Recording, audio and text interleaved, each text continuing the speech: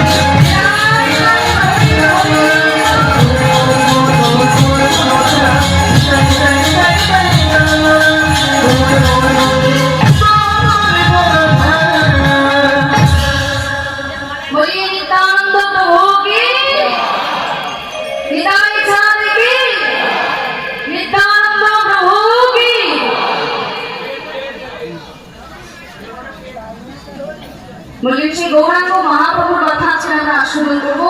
আজকে কৃপা করে আমরা যে আসনে বসেছি, যে আসনে বসেছিলেন আমরা পরীক্ষিত একভাবে টানা 7 দিন বসে হরিনাম আস্বাদন করেছি।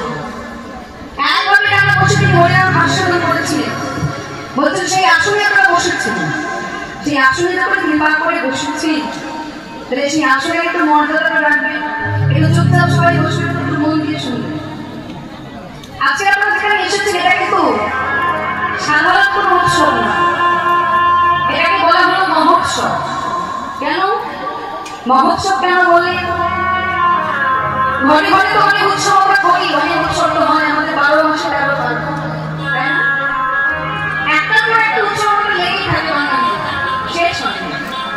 কিন্তু উৎসবকে যখন সাধারণ উৎসব বলা হলো, কিন্তু হরিনাম যেখানে হয়, কৃষ্ণ নাম যেখানে হয়, সেখানে সাধারণ, তাকে কোনোদিন সাধারণ উৎসব বলা হয়নি, সবসময় বলা হয়েছে মহোৎসব। কেন বললেন? এই কথার মধ্যে লুকিয়ে আছে। মহোৎসব কেন বলা হলো? মহৎকে নিয়ে যে উৎসব তাকেই বলা হলো মহোৎসব।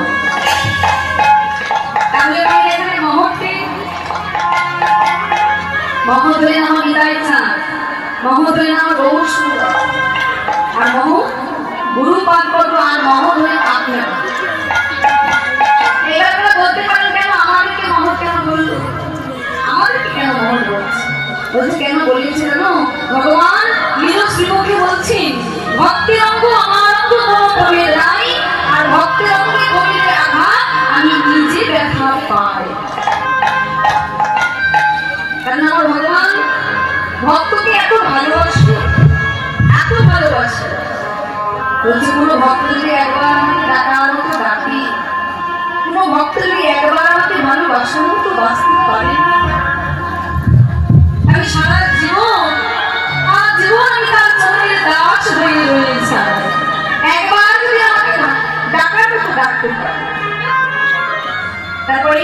আছে ভক্তের অঙ্গটা যা ভগবানের অঙ্গ তাই।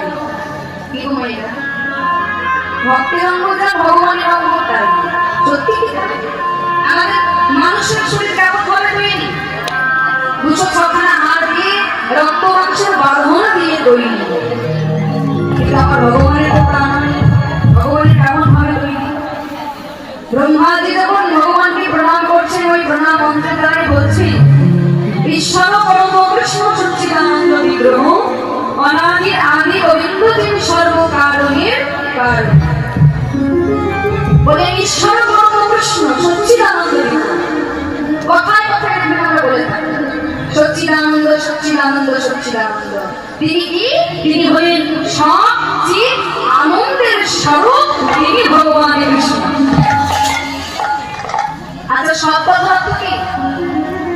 অবিনাশ, যার কোনদিন বিনাশ হয় না। অতীতে ছিল, বর্তমানেও আছে, আর ভবিষ্যতেও থাকবে। এই হলেন সব। বিনময় ভগবান আগেও ছিল, তো সত্যের ছিল, ত্রেতায় ছিল, দাপরে ছিল, কলিতেও আছে, আর পরবর্তী যত যুগ আসবে তাতেও তিনি থাকবেন। তিনি হচ্ছে ভগবান, যার কোনদিন বিনাশ নাই, তিনি অবিনাশী, সব, তিনি সারা জীবন থাকবেন। ঠিক কথা কি? প্রকাশ। যে প্রকাশের দ্বারা দেখলে আমরা দেখতে পাই। এই যাত্রা আপনি দেখতে পাচ্ছেন, বা আমি আপনাদেরকে দেখতে পাচ্ছি। যদি প্রকাশ না থাকতো, আলো যদি না থাকতো, দেখতে পারতাম না। দিনের বেলা সূর্যের আলো আমরা দেখতে পাই, যতই বেলা চোখ থাকুন না কেন, এই আলোটা যদি না থাকে, প্রকাশ যদি না থাকে, অন্ধকারের মধ্যে আমরা চোখ ভালো আছে কিন্তু অন্ধকার, কোনো আলো নেই, কিছু নেই, দেখতে পাবেন না। প্রকাশের প্রয়োজন। ভগবান হয়ে নিজেই স্বয়ং প্রকাশময়, আলাদা করে কোনোদিন প্রকাশের প্রয়োজন হয়নি, কারণ তিনি হচ্ছেন স্বয়ং প্রকাশময়, তিনি জগৎকে প্রকাশিত করে থাকেন। তাহলে সব জীব আনন্দ। আনন্দ কাকে বলবে? এই দামি রেস্টুরেন্টে খেতে গেলাম, এসি গাড়ি করে ঘুরতে গেলাম, আনন্দ? নিজে গানে একটু নাচানাচি করলাম, আনন্দ না। আমরা যেটাকে আনন্দ আনন্দ বলে মনে করে থাকি, আনন্দ আনন্দ বলে মাতামাতি করে থাকি, ওটা আসলে আনন্দ নয়, ওটা হলো সুখ। আর সুখ হলো সবসময় সাময়িক, ক্ষণিকের জন্য সুখ থাকে, আর আছে কাল নেই, ক্ষণিকের জন্য থাকে, কিছুক্ষণের জন্য থাকে। তাই যেটাকে আমরা আনন্দ আনন্দ বলে মনে করে থাকি, সেটা আসলে সুখ। তাহলে আনন্দ কিসে পাওয়া যায়? আনন্দ একমাত্র একটা জিনিসে পাওয়া যায়, সেটা হলো এই হরি নামে। হরির নামে, কৃষ্ণের নামে কি আনন্দ আছে, কি সুখ আছে। আরো দেখবেন, সুখ যদি কত সুখের কথা বলেন, সুখটা সাময়িক, সারা জীবন কিন্তু থাকে। কিন্তু বললেন একবার যদি হরির চরণে আশ্রয় নেওয়া যায়, হরিকে যদি আপন বন্ধু করে নেওয়া যায়, সারা জীবন তো এই সুখী থাকবে। সারা প্রতিটা মুহূর্তে তুমি আনন্দ বলে তোমার মনে হবে, আনন্দিত বোধ হবে। যদি একবার হরিকে তুমি আপন বন্ধু করতে পারো, কৃষ্ণকে যদি একবার নিজের করে ভাবতে পারো, আমরা পারি না, আমরা ভগবানকে চিনতে পারি। আচ্ছা বলুন তো না, সত্যের ভগবানকে? এই যে আমরা কথা বললাম, চুপচাপ বসে থাকি।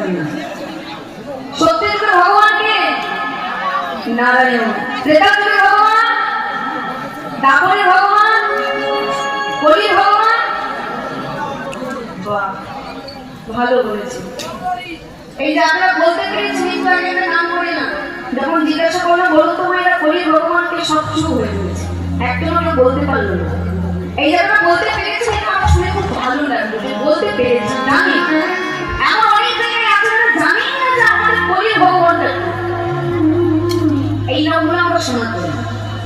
এই জন্য দেখবেন মায়েরা, আমরা যে যুগে বাস করছি, সেই যুগের ভগবানকে কিন্তু আগে মানতে হবে, আগে তাকে স্মরণ করতে হবে, তারপরে আশ্রয় করতে হবে, তার নাম করতে হবে, তারপরে বাকি সব কিছু। আগে গৌরাঙ্গ মহাপ্রভুকে স্মরণ করতে হবে। কারণ এত সুন্দর আয়োজন করে, এত ঘটা করে আয়োজন করে, এত টাকা পয়সা খরচা করে যার নাম শুনছি, তার সম্বন্ধেই আমরা জানি। তাহলে কি হবে? ওই জন্য দেখবেন প্রত্যেকটা কীর্তনে, শুধু আমি বললাম, কীর্তন আসলে জানিয়ে গৌরের কথা। কেন এত কেন গৌর নিয়ে কি আছে? হয় না, আগে গৌরীর কথা শুনতে হবে। কেন শুনতে হবে?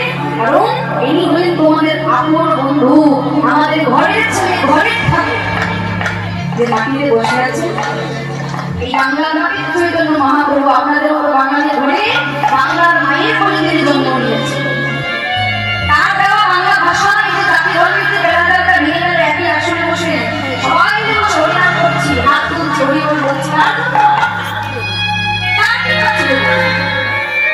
তার কৃপাটা যদি না থাকতো বলতে পারতেন না, পারতাম না। তাই জন্য বললেন আগে তাকে স্মরণ করতে। তাই জন্য বললেন তিনি হলেন সচ্চিদানন্দ, ঈশ্বর পরম কৃষ্ণ সচ্চিদানন্দ বিগ্রহ, অনাদি রানী গোবিন্দ তিনি সর্বকারণের কারণ। তাই ভগবান বলছেন ভক্তের অঙ্গ আমার অঙ্গ কোনো প্রভেদ নাই, আর ভক্তের অঙ্গে করে এরা ধার আমি নিজে ব্যাখ্যা করি।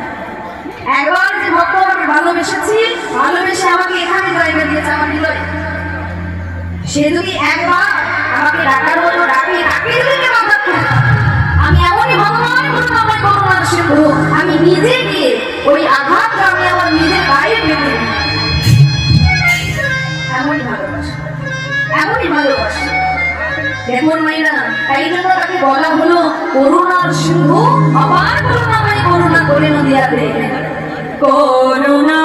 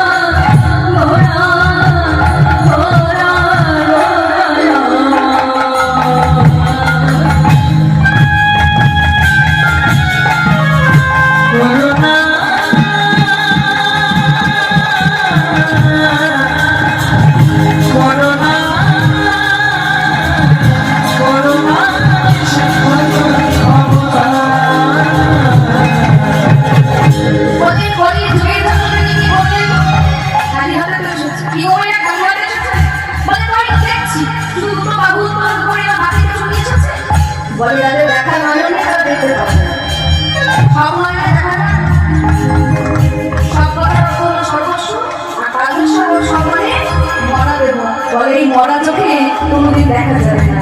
কি এনেছে একটু বলো দেখি, এনেছে কি জানো? আপন মনে মনে তিনি একটা জিনিস নিয়ে এসেছে, একটা মালা নিয়ে এসেছে। ফুলের মালা, কি মালা? নীরজা।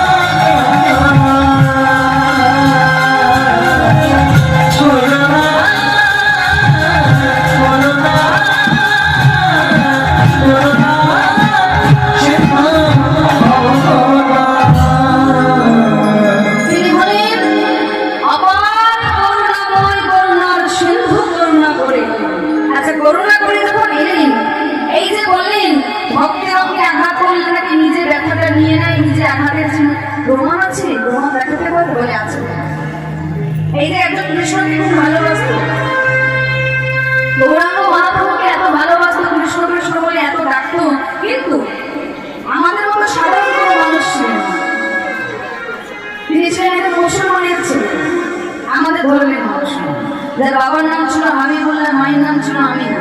বলুন তো বাবা, সেই ভক্তের নামটা কি? হরিদাস ঠাকুর। হরিনাম আশ্রয় গ্রহণ করে তার নাম হয়েছিল হরিদাস। এই হরিদাস ঠাকুর যখন কৃষ্ণ বলে কাঁদত, কৃষ্ণ বলতো তার ধর্মের মানুষ না, তাকে বারবার বলতো কৃষ্ণ বলিস না, কৃষ্ণ বলে বন্ধু ছেড়ে দে কৃষ্ণ নাম। কিন্তু ছাড়েনি। কি করেছিল মা? পান্ডুয়া 22 বাজারে নিয়ে গিয়ে তাকে বেত্রাঘাত করেছে। একবার করে কৃষ্ণ বলে পিঠে 22টা করে বেত্রাঘাত তার করে। কিন্তু একবারও বাবা গো মা গো বলে কোনো চিৎকার চেঁচামেচি করেনি, বরং ভগবানের কাছে বলেছিল, ওরে দয়াময়, ওরে করুণাময়, ওরা তো অজ্ঞান, ওরা তো অচেতন, ওরা তো অন্যের আদেশে আমাকে আঘাত করছে, ওরা জানি না ওরা কাকে আঘাত করছে। তাই প্রভু, যদি আমি তোমাকে ভালোবেসে থাকি, সেই ভালোবাসার ফলস্বরূপ আমার যদি কিঞ্চিৎ কৃপা হয়ে থাকে, সেই কৃপার ফলস্বরূপ আমি তোমাকে চাইছি গোবিন্দ, যারা আজকে আমাকে আঘাত করছে তুমি ওদের করুণা করো। দেখছে ভাইরা, ভক্তের মুখের ভাষা কেমন হওয়া উচিত, ভক্তের স্বভাব কেমন হওয়া উচিত, আমরা ভক্ত হতে পারি না। যখন সবাই তাকে মারছে, সে ঠাকুরের কাছে বলছে, ঠাকুর তুমি ওদের করুণা করো, তুমি ওদের অপরাধ নিয়ে